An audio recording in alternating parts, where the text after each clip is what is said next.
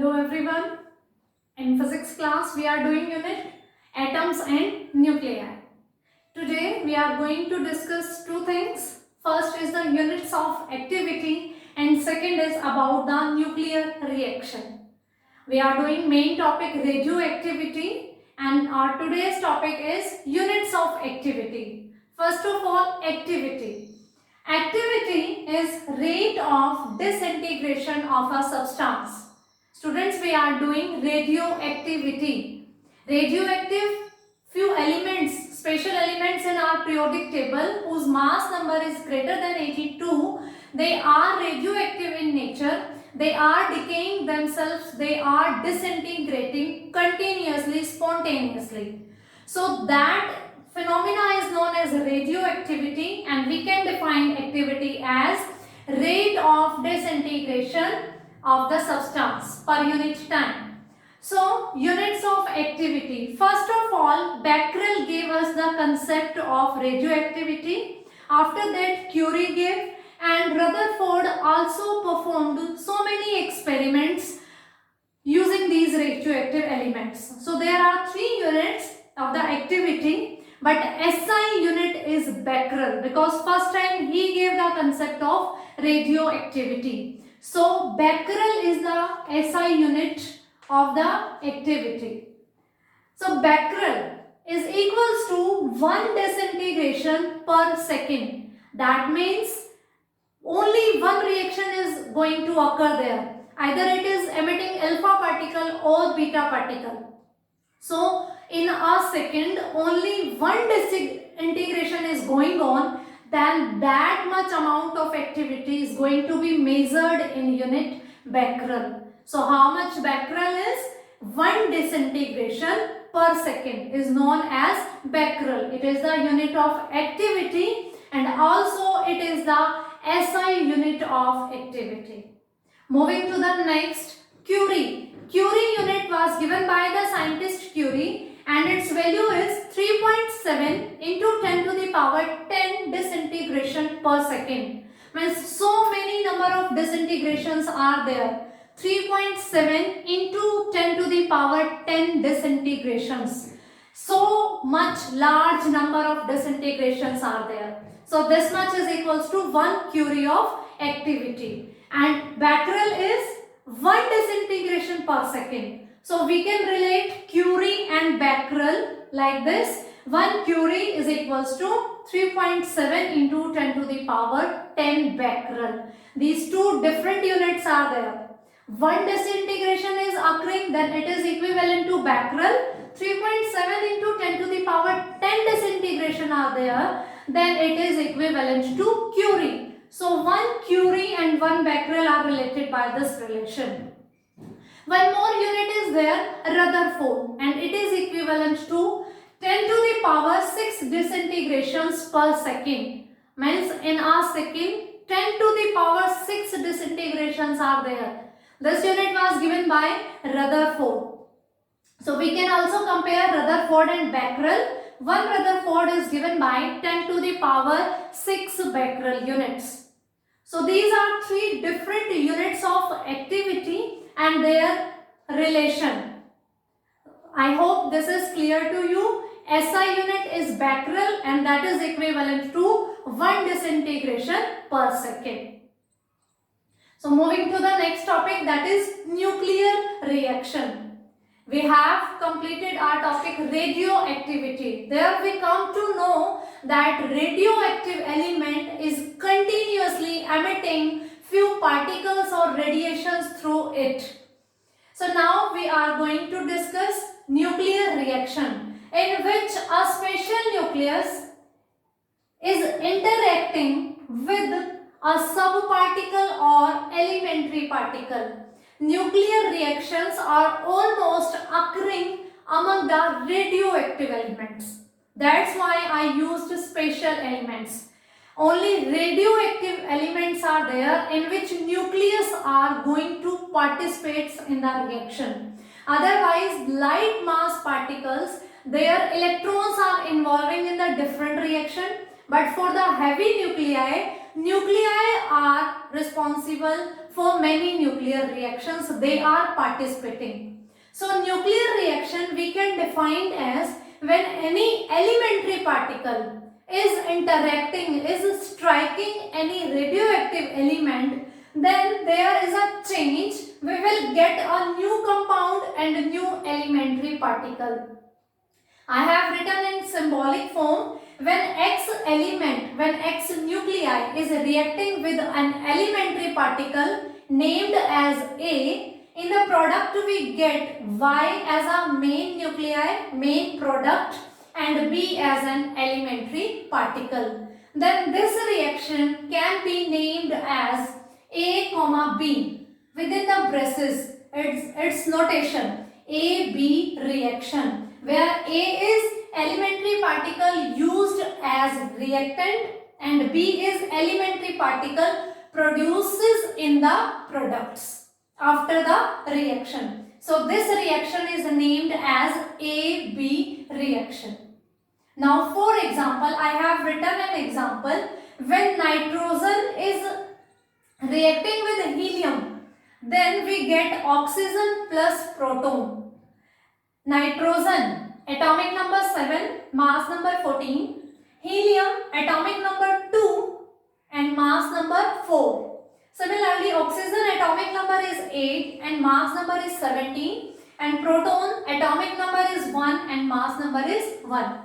In all the nuclear reactions, atomic number, mass number, all are conserved. Let's see from this example. On the left hand side, or we can say on the reactant side, atomic number is 7 plus 2, that is 9, and on the right hand side 8 plus 1, that is 9, means Z is conserved. Similarly, we can see for the mass number 14 plus 4, 18, 17 plus 1, 18. Again, A is also conserved on the both sides. Similarly, mass is also conserved. Sometimes it seems that mass of products is less than the mass of reactants, then that lost mass is visible in the form of energy equivalent to that lost mass. We have done already the mass energy equivalent relation was given by E is equals to mc square. So in nuclear reaction, if we are observing that some mass is lost, that is converting into any form of energy. So this is all about nuclear reaction. When any nuclei is reacting with an elementary particle, it is producing a new compound with new elementary particle. And for its name, we are going to write AB reaction. For this example, helium is of course an alpha particle and this is proton. So name of this particular reaction is alpha proton reaction.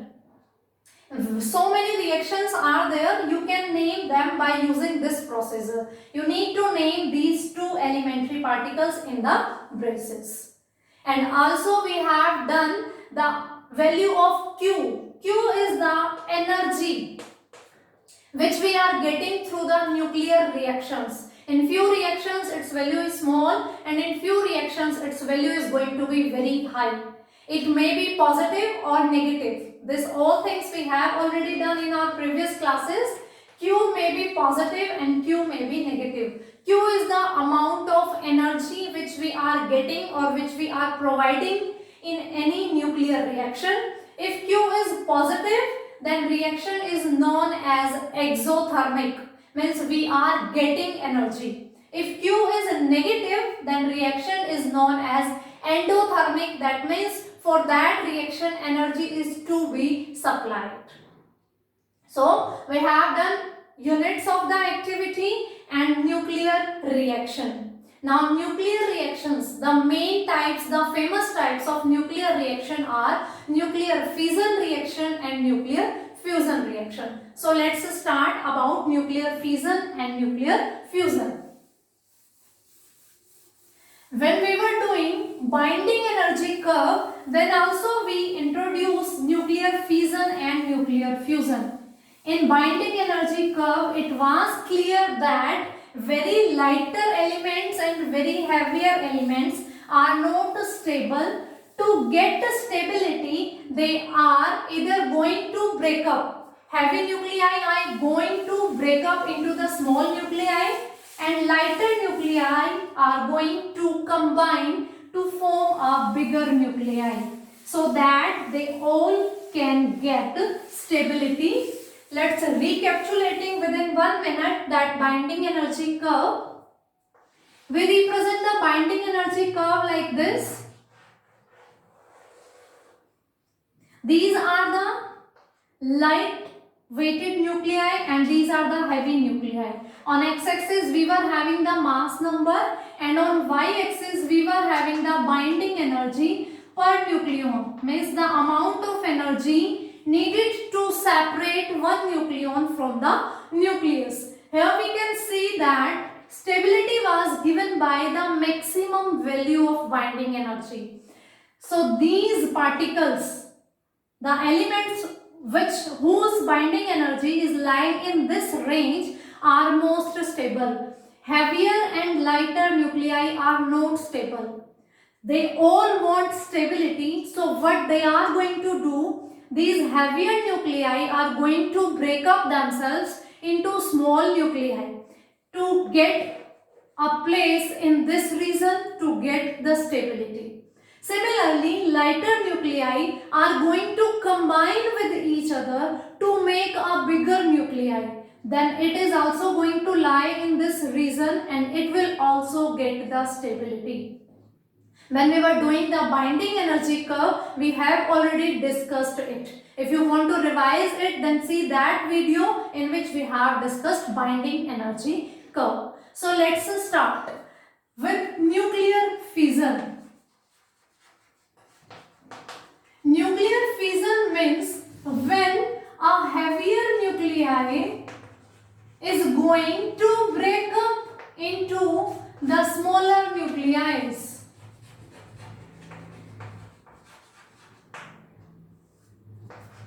A bigger nucleus, a heavier nucleus is going to break up into the small nuclei, then this reaction is known as fission. And of course, by knowledge of binding energy curve, we know the elements having mass number greater than 80, means which are radioactive in nature, are going to show these reactions. This is a type of nuclear reaction and its name is nuclear fission. When heavier nuclei are going to break up themselves into the smaller nuclei. Here a large amount of energy is going to be released. So nuclear fission is a source of energy. We get a large amount of energy from it. Similarly, nuclear fusion. The word fuse means to combine. It is shown by the lighter nuclei, a smaller two or more nuclei. Lighter nuclei are going to combine with each other, two or more. They are going to combine with each other to form a heavy nuclei, a heavy nucleus. Nuclei is used for two or more nucleus, means plural of nucleus is known as nuclei. Nucleus is a single one and nuclei is more than one. So smaller nuclei combine with each other to form a heavy nucleus. And why this is going on? To get the stability. Binding energy curve already introduced the reason of nuclear fission and nuclear fusion. Nuclear fission is shown by heavier nuclei and nuclear fusion is shown by lighter. In this, smaller nuclei are going to combine with each other to form a heavier nucleus. They all want to come in this region, in this belt, and it is having the range of atomic number from 20 to, mass number from 20 to 80. In this range, nuclei are having comparatively more stability if we are comparing with these ones. So this curve was giving us the information, the introduction of nuclear fission and nuclear fusion. Nuclear fusion, smaller nuclei are going to combine a bigger one. Nuclear fission, heavier nucleus is going to break itself into the smaller one. Obviously, heavy are radioactive in nature. The disintegration is continuously going on. So let's start the detail of nuclear fission and nuclear fusion. So firstly, we are going to discuss this nuclear fission. Nuclear fission means heavy nuclei is going to break up into the small nuclei and a large amount of energy is going to be produced there. The chain reaction is the best example of nuclear fission, and I hope in junior classes also you have done this thing. In 12th class we are going to just revise those all concepts. Nuclear fission and chain reaction is the best example to explain the nuclear fission. What is the chain reaction? I have already mentioned here. When uranium 235, mass number is 235, it is attacked by a neutron, it is going to break up into these functions, into these elements: krypton, barium and 3 neutrons plus Q, a large amount of energy.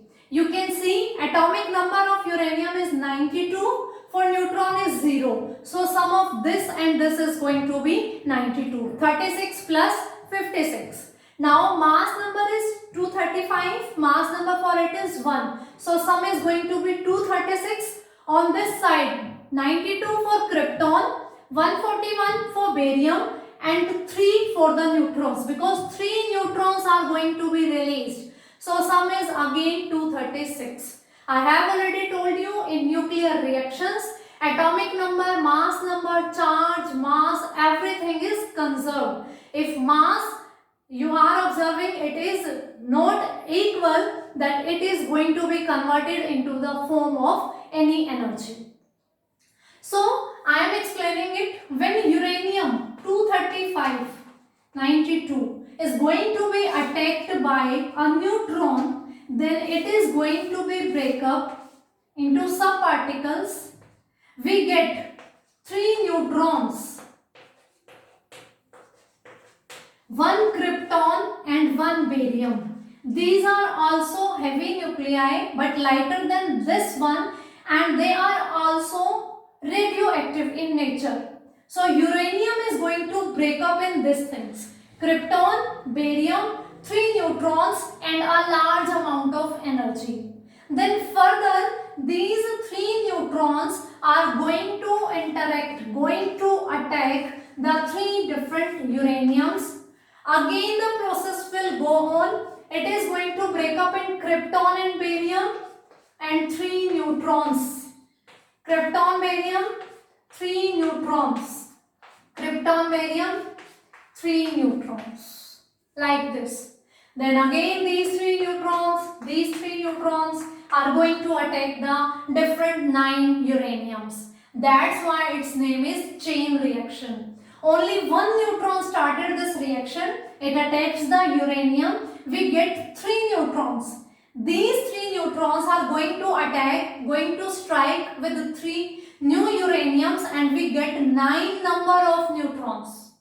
Then these 9 number of neutrons are going to react with 9 new uraniums, and we are getting 27 neutrons, and so on. Means every time 3 times multiple, this reaction is going to be increased. That's why its name is chain reaction. Neutron is the main cause to start this reaction. It is attacking uranium. We get 3 neutrons. These 3 are going to interacting with 3 new uranium, and we get 9 neutrons. Those 9 neutrons are going to react with new 9 uraniums, and we get 27 neutrons, and so on. And in a particular this range, when a neutron is interacting with uranium, it is breaking into krypton, barium and 3 neutrons. Also energy is releasing and it is of the order 200 mega electron volt. So when one time neutron is attacking with uranium, it is producing 200 mega electron volt energy. So next time when these 3 neutrons are interacting with the 3 different neutrons, so it is going to be 3 times. Means 200 mega electron we are getting on the initial stage. In second we are getting its 3 times energy. In next we are getting its 9 times. In next stage we are getting 27 times. Means you can imagine we are getting a lot of energy from this reaction. A large amount of energy can be gained by using nuclear fission reaction. The name is chain reaction. This reaction is of 2 types. First is controlled reaction, controlled chain reaction, and the second one is uncontrolled chain reaction. If you are getting the concept of chain reaction, then I hope their names are clearing their meaning. Controlled chain reaction and uncontrolled chain reaction. The diagram which I have shown here, which is not complete, it is going to be a bigger one and complicated also. So this reaction is the example of uncontrolled reaction. Every time number of neutrons and energy are going to be 3 times multiple of the previous one. So this is the example of uncontrolled reaction. So what is the controlled chain reaction? Suppose when first time neutron was interacting with uranium, it is producing 3 neutrons. If out of these 3 I am absorbing these 2 neutrons somehow and I left with the free 1 neutron only, then this single neutron is going to interact with the single uranium. This reaction is not going to be occur. Why? Because by any processor we have stopped these neutrons, we absorbed these neutrons. We left with only 1 free neutron which is going to interact with 1 uranium only. Again, out of these 3 neutrons we are going to absorb 2 neutrons. We left with 1 free neutron and it is going to interact with 1 uranium only. Means every time whenever 3 neutrons are producing, we are absorbing 2 ones and we left with 1 free neutron. Then that reaction is known as controlled chain reaction. If all the 3 neutrons are participating further, then that is the example of uncontrolled chain reaction. If out of 3, 1 or 2 neutrons are getting absorbed and only 1 is free to react, then that reaction is known as controlled chain reaction. Uncontrolled chain reaction is going to used form the atomic bombs. So a tremendous amount of energy we can get from the nuclear fission chain reaction when we are using uncontrolled, but it should be controlled, otherwise our excess of energy is going to destroy everything around it. So this was the example of chain reaction. Here we have discussed that neutron is going to interact with uranium. In nature, uranium-235 and uranium-238, 2 isotopes are there and their presentation, their means occurrence in the nature, this is having the percentage 99 plus something. And this is 0.7%. So in the nature this is occurring mostly and its presence is very less. When neutron is interacting with uranium-238 and we want nuclear fission reaction, then these neutrons should be fast moving neutrons. uranium-238 when interacting with neutrons, then nuclear fission is going to be occur when these neutrons are fast moving, and uranium-235 is going to show the nuclear fission reaction when we are using slow neutrons. That means for nuclear fission, if we are using uranium-235 isotope, then we need slow neutrons. In our next class, we are going to discuss nuclear reactor. There we are going to discuss how can we make our neutrons slow, how can we control the chain reaction, how it can be uncontrolled. Everything it will be repeated in the same nuclear reactor. Nuclear reactor is a device, it's a heavy device in which chain reaction is going to be occur. So you can see it is producing 200 mega electron volt energy. 3 neutrons are producing at each time, and it is going to be multiple of 3 times as that of previous one, and so this is a source of energy. Nuclear fission chain reaction. I hope this is clear to you. So now we are moving to our next reaction, that is nuclear fusion reaction. Nuclear fusion, lighter nuclei are going to combine with each other to form a bigger one nucleus. In nuclear fission, heavier one breaking into the smaller one, and in nuclear fusion, lighter are going to fuse with each other. The word fuse means combining, adding, attaching with each other. Lighter are going to combining with each other to form a bigger one. Nuclear fusion reaction.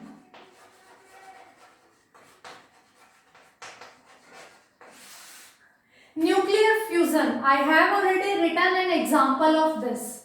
Nuclear fusion reaction in which lighter nuclei are going to combine to form a heavier nucleus. Let's see from this example.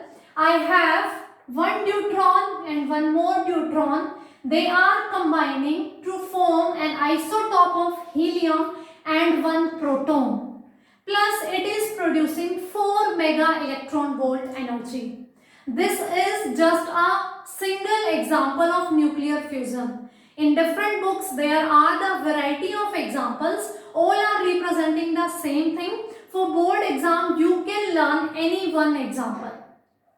So in it, 2 neutrons are combining with each other to form an isotope of helium and tritium, isotope of hydrogen. By mistake I have said this thing. 2 neutrons are combining to form tritium and 1 proton, and amount of energy is 4 mega electron volt. Now this tritium is again combining with neutron, and it is producing helium plus 1 neutron, and the amount of energy is releasing is 17.6 mega electron volt. It is an example. 2 lighter nuclei form a bigger one, then this and 1 more neutron is combining to form the helium and neutron. For both these 2 reactions, if we are adding the energy, we are getting 21.6 mega electron volt. This is the example of nuclear fusion reaction. Lighter nuclei are combining to form heavier nucleus, and the amount of energy is releasing is 21.6 mega electron volt.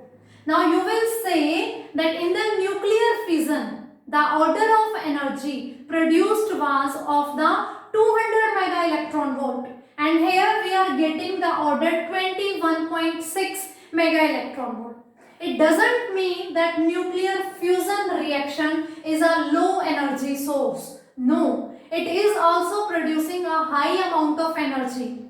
This thing we can compare by this. In 1 gram, suppose I am talking of any combining nucleus, 1 gram.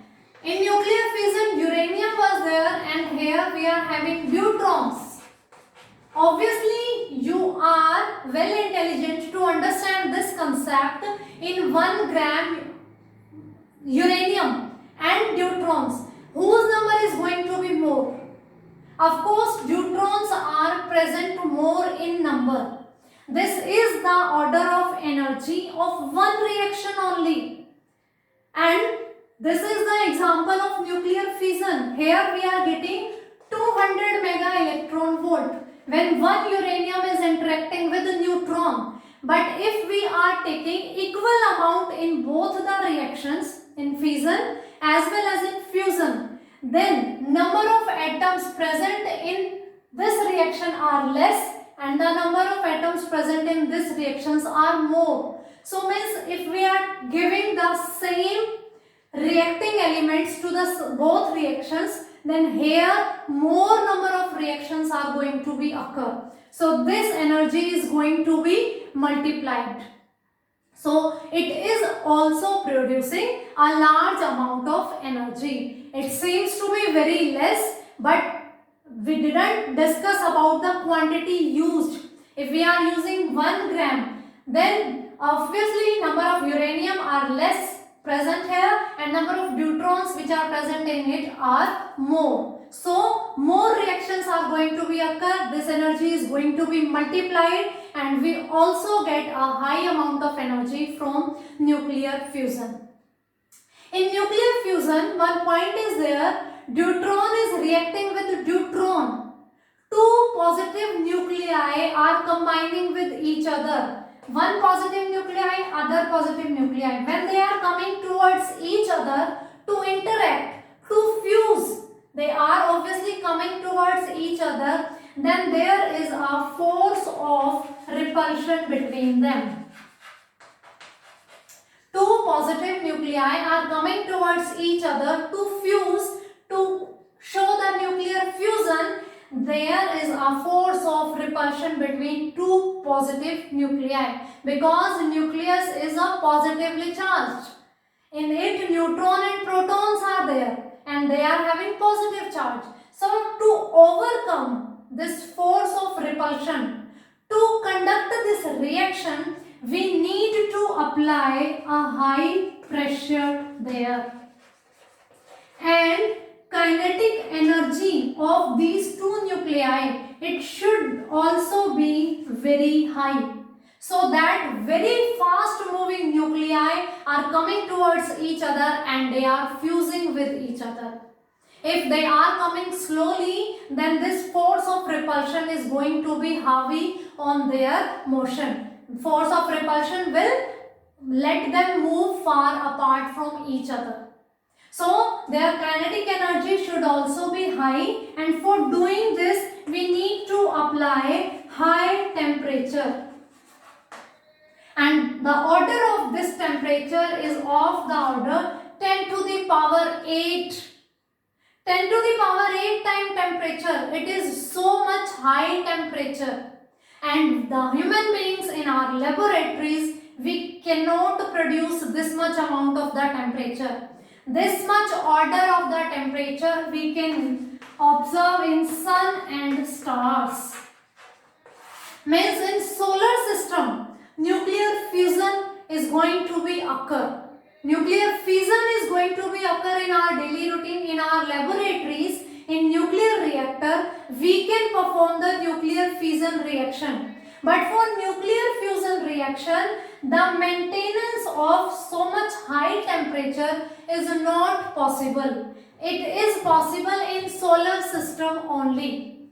They are both nuclear fission as well as nuclear fusion. Both are the sources of high energy, but nuclear fusion cannot be conducted into our laboratories because of maintenance of this much high temperature. So for today, units of the radioactivity and nuclear reactions. In nuclear reactions, we have discussed nuclear fission and nuclear fusion. The cause of these both reactions is the binding energy curve, which is telling that the intermediate mass number is between 20 to 80 are more stable.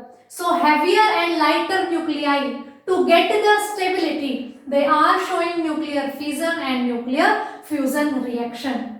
I hope these two are clear to you. Thank you for attending my class. Have a nice day.